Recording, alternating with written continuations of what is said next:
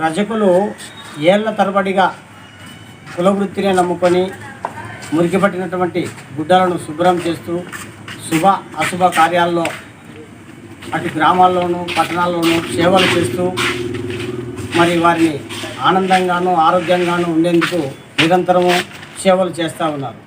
అయితే వారికి సేవలు చేస్తూ రజకులు ఆర్థికంగా, రాజకీయంగా, సామాజికంగా వెనుకబడి అన్ని రంగాల్లో కూడా దుర్భరమైనటువంటి జీవితాన్ని గడుపుతూ ఉన్నారు.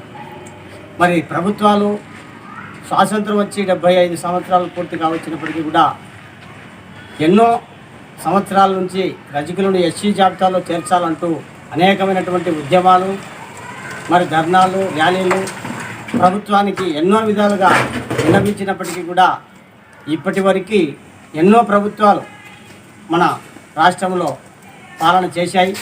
మరి ఏ పార్టీ కూడా రజకులను న్యాయం చేసినటువంటి సందర్భం ఎక్కడా లేదు.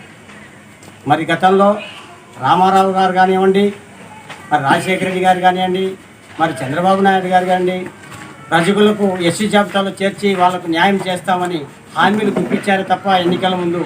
తర్వాత గద్దెనెక్కిన తర్వాత వాటి ఊసేయలేదు. కాబట్టి ఇప్పటికైనా మేము ఒకటే డిమాండ్ చేస్తూ ఉన్నాం. మాకు ఎన్నికలు వచ్చినా ఒకటే, రాకపోయినా ఒకటే. కేవలం ఎన్నికలప్పుడు మాత్రమే రజకులకు అన్ని హామీలు గుప్పించి అధికారం ఎక్కిన తర్వాత వీటినన్నింటినీ తుంగలో తొక్కేసి రజకుల క్షేమం గురించి కానీ, రజకుల యొక్క బాగోగుల గురించి కానీ పట్టించుకున్నటువంటి ప్రభుత్వాలు లేవు. కాబట్టి ఇప్పటికైనా రజకులంతా ఐకమత్యంతో ఉన్నాం.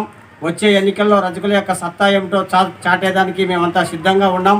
కాబట్టి ఇప్పటికైనా ఒక ఖచ్చితమైనటువంటి నిర్ణయాన్ని ప్రభుత్వాలు తీసుకొని రజకులను ఎస్సీ జాబితాలో చేర్చేందుకు ఖచ్చితమైనటువంటి హామీలు ఇవ్వాలని, అదేవిధంగా ప్రతి గ్రామాల్లోనూ రజకులకు సరైనటువంటి వసతులు ఇప్పటికీ కూడా లేవు. మరి పట్టణాల్లో రజకులకు ఇల్లు లేక చాలా దుర్భరమైనటువంటి జీవితాలు గడుపుతూ ఉన్నారు. అదేవిధంగా స్థానిక ఎలక్షన్లలో కూడా రజకులకు వార్డు మెంబర్లు కానివ్వండి, కౌన్సిలర్లు కానివ్వండి, మరి రాజకీయంగా స్థానం కల్పించడం లేదు. అదేవిధంగా ప్రభుత్వ కార్యాలయాల్లో కూడా మరి వారికి తగినటువంటి మెంబర్షిప్లు కానీ ఇవ్వటం లేదు. ప్రభుత్వ కార్యాలయాల్లో ఉద్యోగాలు కానీ మాకు రావాల్సినటువంటి వాటాలు మాకు ఇవ్వటం లేదు.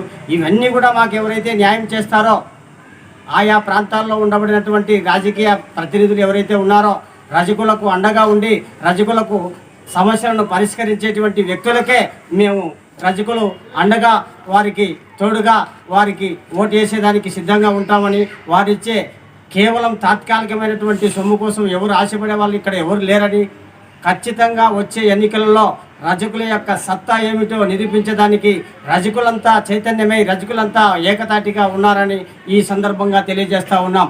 కాబట్టి ఇప్పటికైనా ఆయా పార్టీలకు చెందినటువంటి ప్రభుత్వాలు కానివ్వండి, మరి స్థానికమైనటువంటి అసెంబ్లీ నియోజకవర్గాల్లో ఉన్నటువంటి ప్రజాప్రతినిధులు కానివ్వండి, ఖచ్చితంగా రజకులకు ఒక ఖచ్చితమైనటువంటి హామీలు ఆయా అసెంబ్లీ స్థానాల్లో, మరి గ్రామాల్లో, పట్టణాల్లో రాజకీయంగా స్థానం కల్పించి మరి వాళ్లకు దేవాలయంలో కమిటీ మెంబర్లుగా ఇట్లా ఎవరైతే రజకులకు సహాయకంగా అండగా ఉంటారో వారికే మా ఓటును వినియోగిస్తామని ఖచ్చితంగా తెలియజేస్తూ ఉన్నాం.